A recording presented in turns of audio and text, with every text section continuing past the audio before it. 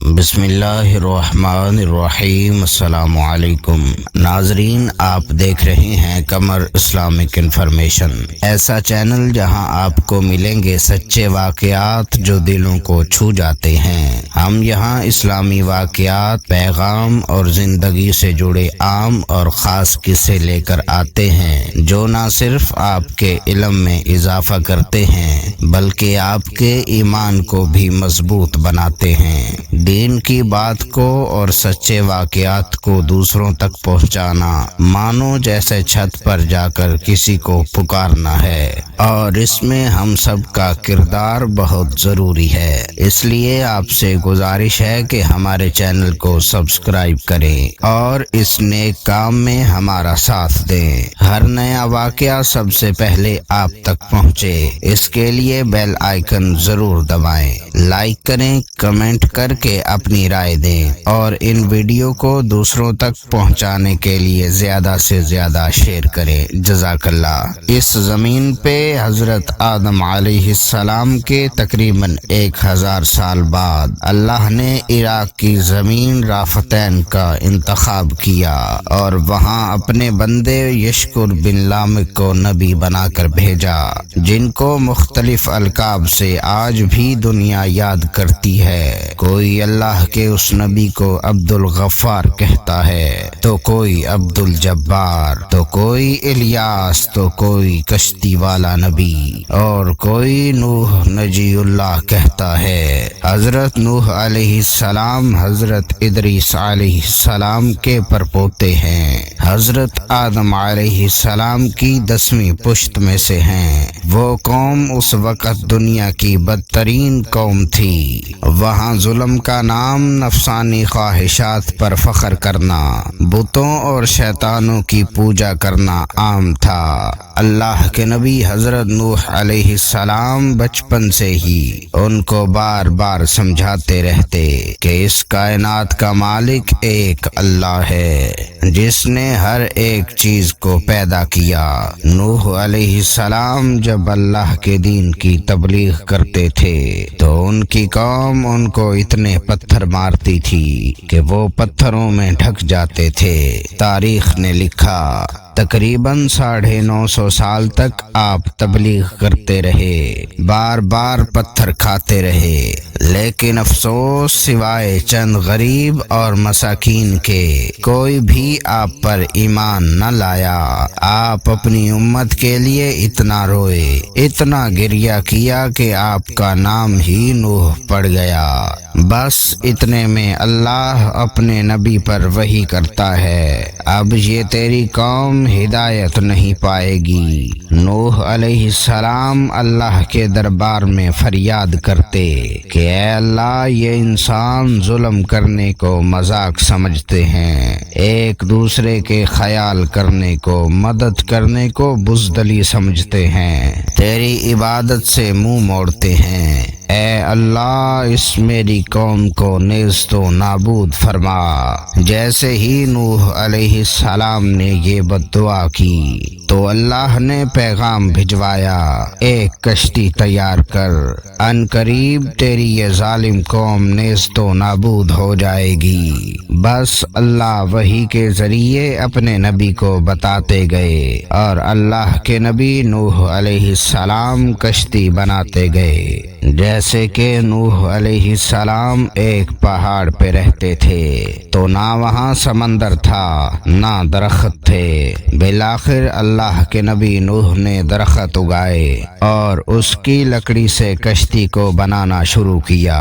آپ لکڑی سے بڑے بڑے تختے بناتے، پھر لوہا لاتے، اس کے کیل بناتے، تختوں کو جوڑ کر اس میں کیل ٹھوکتے گئے۔ تاریخ نے لکھا تقریباً 100 سال تک آپ وہ کشتی بناتے رہے اور آپ کی قوم روز آپ کے پاس آتی اور آپ کی توہین کرتی، آپ کو پاگل کہتی کہ نہ تو یہاں دریا ہے نہ سمندر، پھر بھی یہ پاگل کشتی بنا رہا ہے۔ اللہ کے نبی نوح علیہ السلام آسمان کو دیکھ کے صبر کرتے اور اللہ کے حکم کو تسلیم کرتے ہیں۔ اس کشتی کا طول طول 300 گز، اونچائی 30 گز اور عرض 50 گز تھا۔ ایک روایت کے مطابق اس کا طول 1 کلومیٹر سے زیادہ تھا۔ یہ کشتی عام کشتیوں کی طرح نہیں تھی، بلکہ جس طرح سے اس کشتی کو نیچے سے بند کیا گیا تھا ویسے ہی اوپر سے بھی بند کیا گیا تھا، تاکہ بارش کا پانی بھی کشتی میں داخل نہ ہو سکے۔ اس کشتی میں الگ الگ 3 درجے بنائے گئے تھے۔ نچلا درجہ جانوروں کے لیے تھا، بیچ والا طبقہ انسانوں کے لیے اور اوپر والا حصہ پرندوں کے لیے۔ ہر درجے میں ایک دروازہ تھا۔ بس جب کشتی تیار ہو گئی تو اللہ نے فرمایا، اے نوح، زمین پہ مختلف جانوروں اور پرندوں کے جوڑوں کو اس کشتی میں سوار کرو تاکہ ان مخلوقات کی نسل باقی رہ سکے۔ حضرت نوح علیہ السلام نے مختلف پرندوں، جانوروں، خواہ ہر وہ چیز جس میں زندگی کے آثار ہیں، کشتی میں سوار کرنا شروع کر دیا۔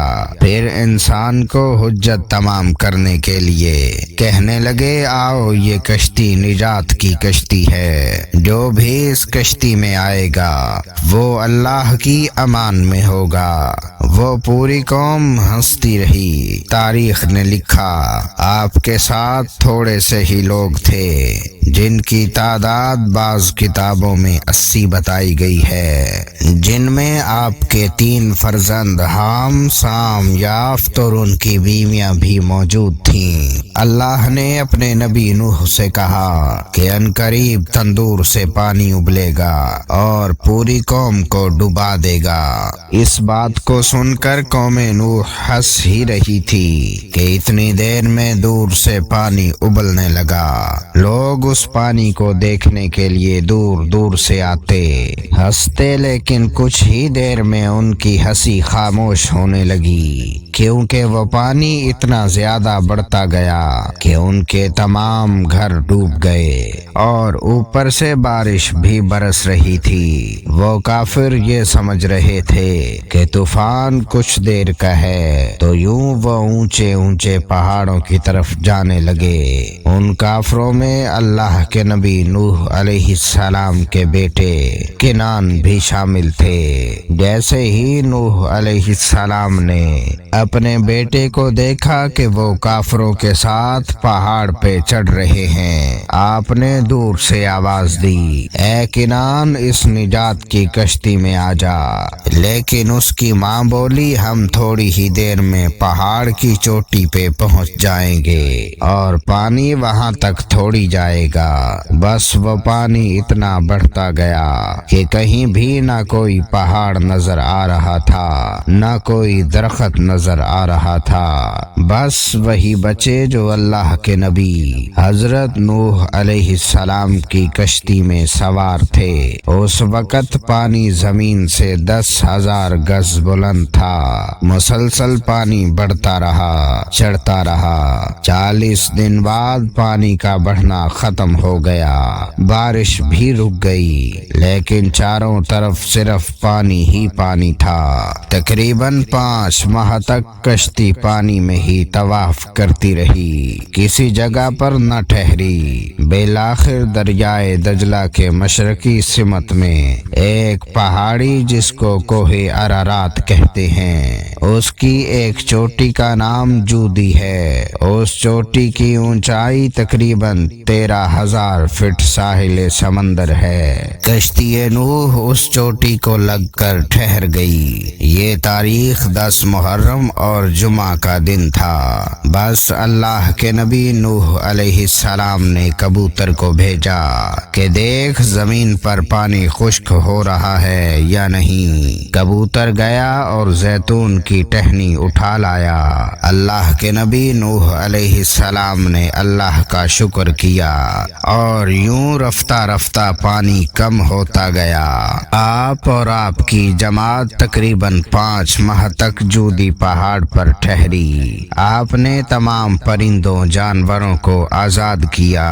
اس پہاڑی پہ اللہ کا شکر کرتے رہے، ذکر کرتے رہے، دنیا کو پھر سے آباد کرنے کی سوچ میں مگن رہے۔ تاریخ نے لکھا آپ کے ایک بیٹے سام جس سے عربی نسل چلی، دوسرے بیٹے حام جن سے سوڈانی نسل چلی، اور یافت جن سے ترکی نسل چلی، اور یوں آپ اور آپ کی اولاد نے دنیا کو پھر سے آباد کرنے کا فیصلہ کر لیا۔